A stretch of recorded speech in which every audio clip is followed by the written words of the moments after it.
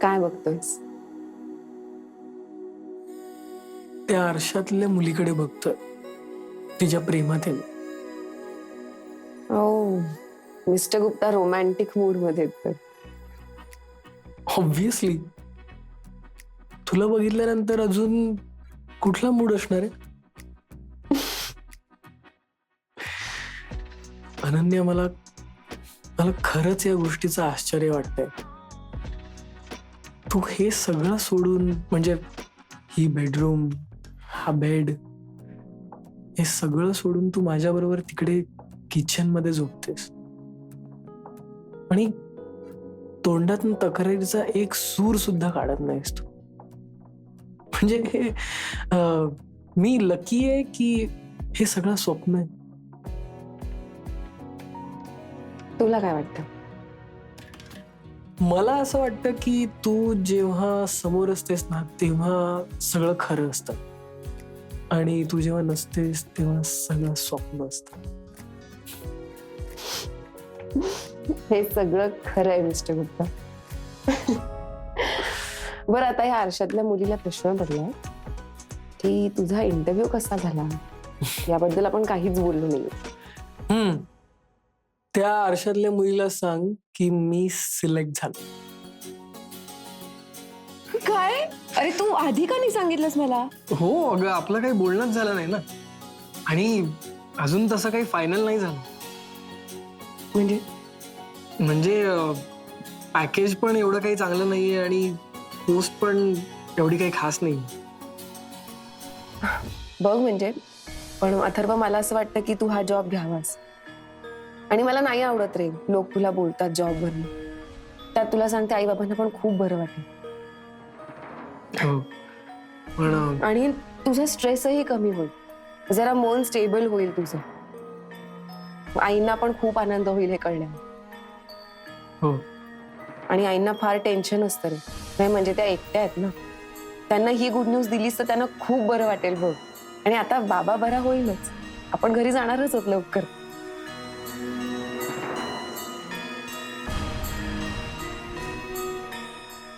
काय रे, काय विचार करतोस?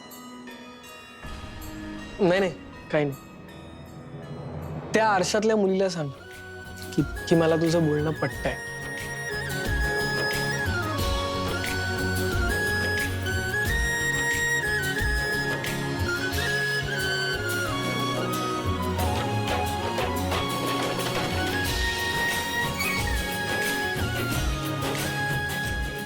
आता तरी खरं वाटतंय का अजून स्वप्न वाटतंय? स्वप्नातलं खरं वाटतंय.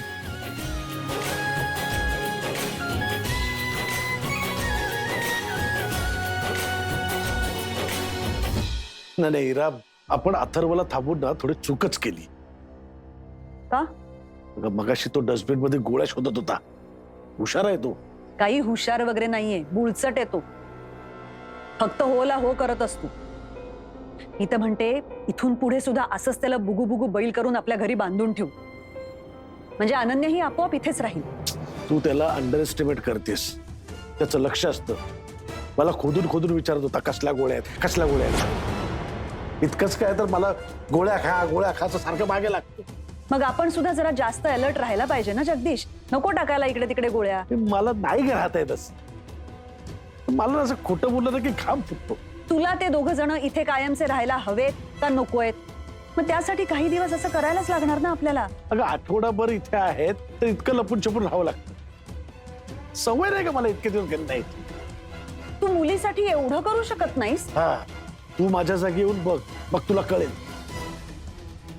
नाही, मला नाही राहता येत असं. ठीक आहे, मग मी अनन्याला सांगते, जा बाई तू आपली तुझ्या त्या खुराड्यात जा आणि तू तिथेच राहा. लगेच काय टोकाची भूमिका घेण्याची गरज नाही. हो, मग आता काय करू जगदीश? हीच वेळ आहे, नाहीतर उशीर होईल.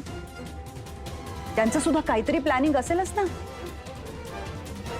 आता कुठे चालली आहेस? भिंतीला कान असतात तसे दरवाजाला तर सुपा एवढे कान असतात. हे दोघं जण बेडरूम मध्ये काय बोलतायत ते ऐकून येते. म्हणजे तू मुलीचं बोलणं आता चोरून ऐकणार? हे करावं लागणार आहे जगदीश, तिच्या भल्यासाठीच करते मी. तिने इथे कायमचं राहावं म्हणून ट्राय करते. नाहीतर तिचं आयुष्य वाया जाणार.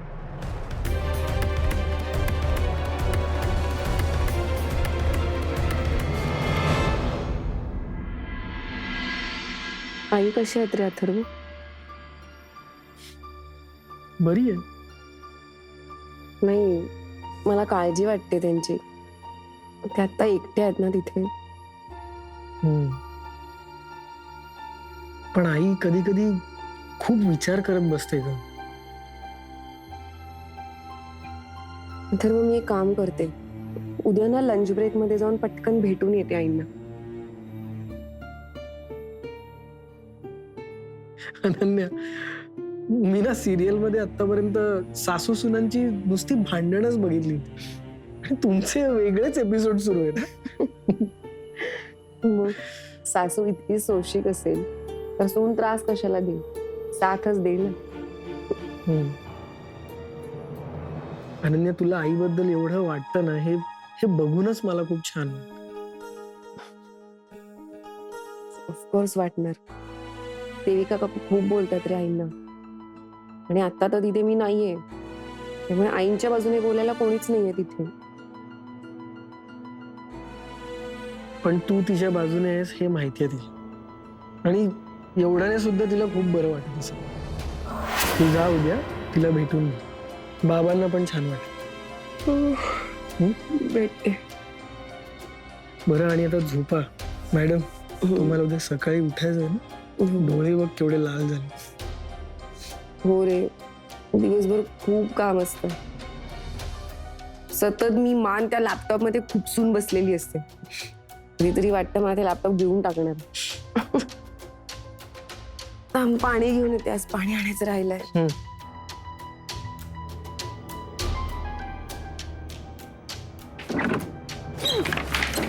अगं मम्मा,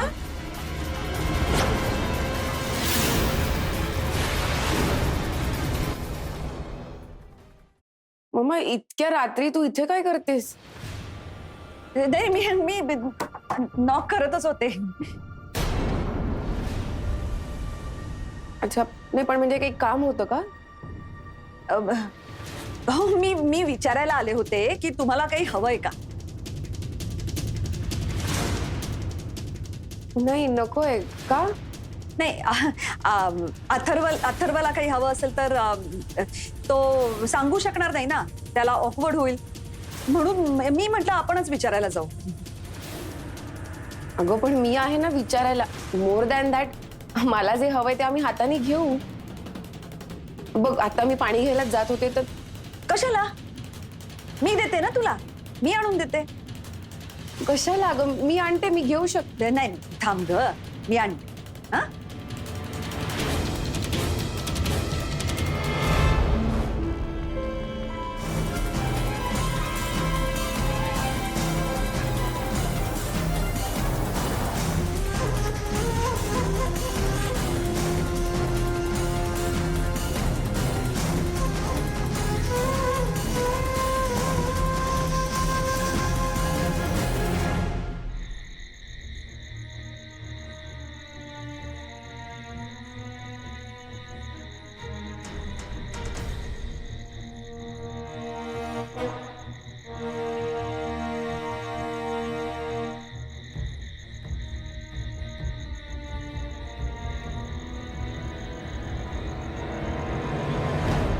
हाय. हे हाय सुमिराट, क्या बात है, आज चक्क घरातून व्हिडिओ कॉल करतेस तू मला. डेअरिंग. हा, डेअरिंग कसलं? अरे तुझा कॉल आला ना की मला घरातले 100 प्रश्न विचारतात. मग माझी फुल वाट लागते माहितीये. मग आज काय जुगाड केलंस?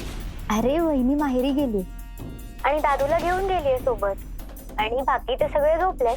सो मग मी तुला आत्ता कॉल केला. सुपर्ब. सो आज आपण तोंड दुखेपर्यंत गप्पा मारू शकतो. अरे मग काम करूया ना, तू गपचूप मला भेटायला येतेस का मी तिथे येऊ तुला भेटायला? हे तू येडायस का? माझ्या घरातले ना एक अँटिक पीसेस आहेत, त्यांना कळलं ना माझी फुल वाट लागेल. यु नो, ते फिल्म्स मध्ये होतं ना तसं झालंय. ओढ लागली वगैरे. तुला भेटायची खूप इच्छा होती. कधी भेटूया आपण? लवकरच भेटूया. बाय द वे, मी काय म्हणते, तू घरी का नाही येत भेटायला? घरी का? आत्ता मी तुझ्या घरी यायला का हवं? बस, तसं काही नाही. अरे मी एकदा तुला घरच्यांना भेटवते ना, म्हणजे कसं घरच्यांना कळेल की तू चांगला मुलगा आहेस आणि मी कॉलवर तुझ्याशी बोलते, सो घरचे पण रिलॅक्स राहतील. मग तू उद्याच येशील का भेटायला? उद्या नाही, उद्या ऍक्च्युली जरा काम आहे मला, बिझी आहे मी उद्या. मे बी नेक्स्ट वीक आपण बघू ना, करू प्लॅन नक्की. मग काय प्लॅन आहे आता? आता तुझ्याशी बोलतेय आणि मग आता आपलं बोलणं झाल्यावर वेब सिरीज बघीन. पॅरेंटल गायडन्स आहे का? बस हा, मी काय एवढी पण लहान नाही.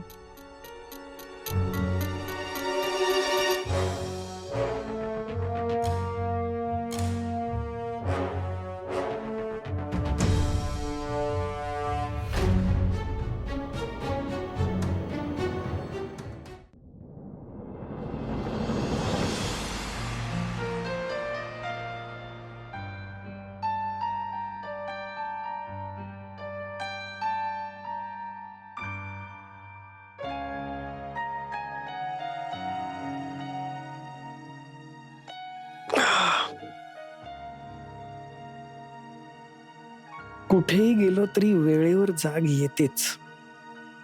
आईने दिलेलं ट्रेनिंग आहे बाबा, कधीही वाया जाणार नाही.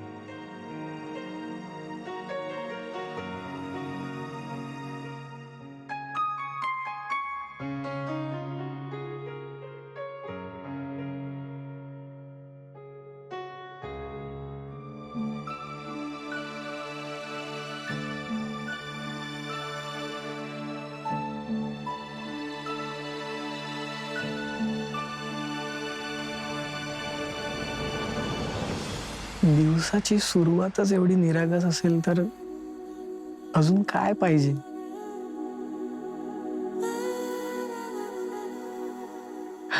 अनन्या, सगळी टेन्शन्स घालवून टाकतेस तू माझी.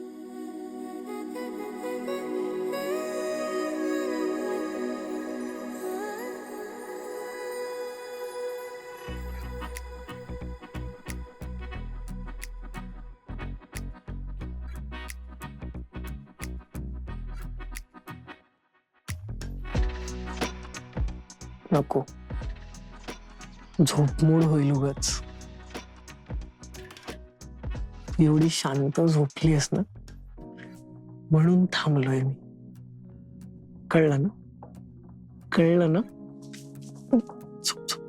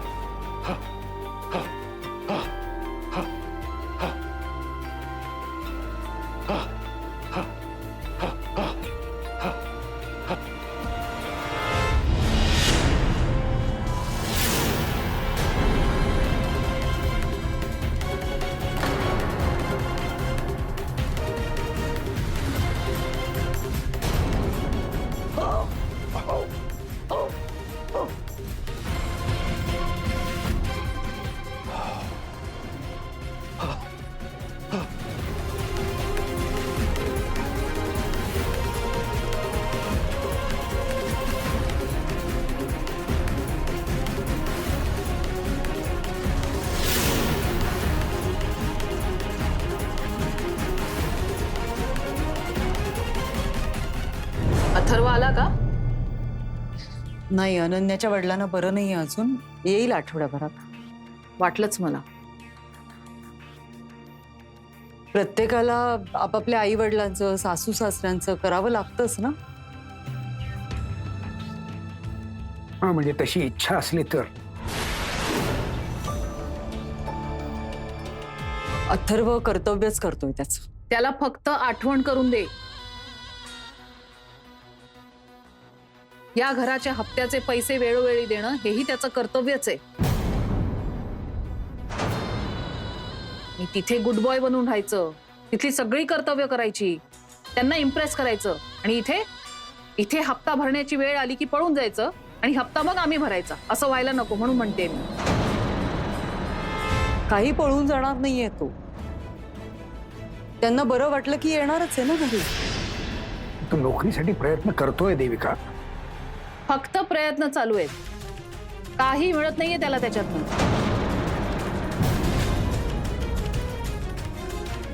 अहो, धर्माधिकाऱ्यांच्या घरी त्याच्या फेऱ्या वाढल्या आहेत हे दिसतंय का तुम्हाला? त्यांच्याशी जवळीक साधतोय हेही कळत नाहीये. मला तर वाटतंय कायमचाच तिथे राहणार आहे तो. मग कशाला करतोय नोकरी? ऐश करणार आहे तिकडे आणि या घराचे हप्ते मग आम्ही भरणार, हेच होणार आहे. असं काही करणार नाहीये अथर्व. अगं, एक दिवस येईल तुम्हालाही तो विचारणार नाही. मग म्हणू नको सांगितलं नाही म्हणून. कशाला उगाच विषय काढून भांडणं उकरून काढतेस तू?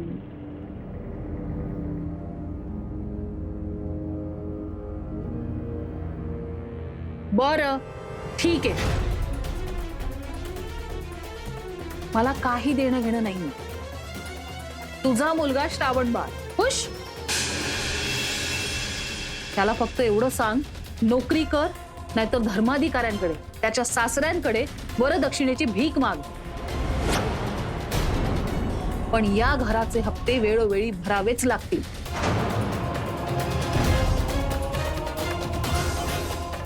नाहीतर तंगडं लांब करून सासरी आराम करत बसेल आणि इथे आमचं टेन्शन वाढेल.